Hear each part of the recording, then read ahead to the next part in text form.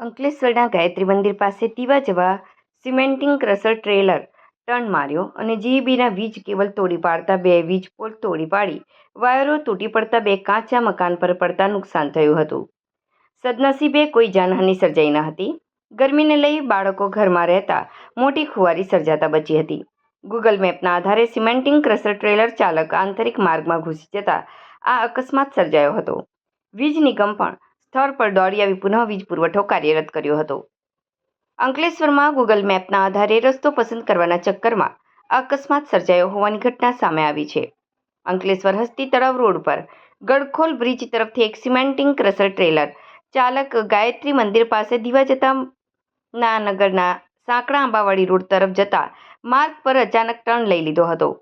ગાડી ગાયત્રી મંદિરથી અંદર પ્રવેશતા જ રોડ ઉપર રહેલા વીજ વાયરને અડી જતા ટ્રેલર સાથે ખેંચાઈ જતા નજીકમાં રહેતા શ્રમજીવીઓના કાચા પાકા મકાન પાસે ગલીમાં રહેતા 2 વીજ થાંભલા ખેંચાઈ તૂટી પડ્યા હતા ને જેને લઈ 2 મકાન પર વીજ વાયરો પડવા સાથે મકાનને આંશિક નુકસાન થયું હતું.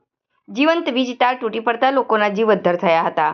આ અંગે જાગૃત નાગરિક દ્વારા ત્વરિત અસરથી વીજ કચેરીમાં જાણ કરતા ડીજીવીસીએલ અધિકારીઓ અને સ્ટાફ સ્થળ પર દોડી આવ્યો હતો અને વીજ પુરવઠો બંધ કર્યો હતો. થોડી વાર બાદ ટ્રેલર હટાવીને પુનઃ વીજ પુરવઠો બીજી લાઇન પરથી શરૂ કર્યો હતો.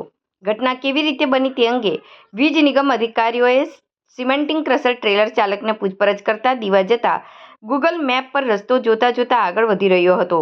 તે દરમિયાન દીવા જવા માટે ટર્નિંગ પર ટર્ન લેવા ગૂગલ મેપ જણાવતા તે વળી જતા આ અકસ્માત સર્જાયો હતો. વીજ નિગમ દ્વારા થયેલ નુકસાન માટે સિમેન્ટિંગ ક્રશર ટ્રેલર ચાલક વિરુદ્ધ કાયદેસરની કાર્યવાહી શરૂ કરી હતી.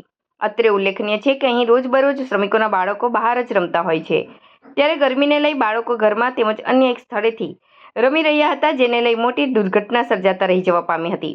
ત્યારે ગૂગલ મેપના આધારે પસાર થવા જતા સર્જાયેલા અકસ્માતે ચર્ચાનો વિષય બન્યો હતો.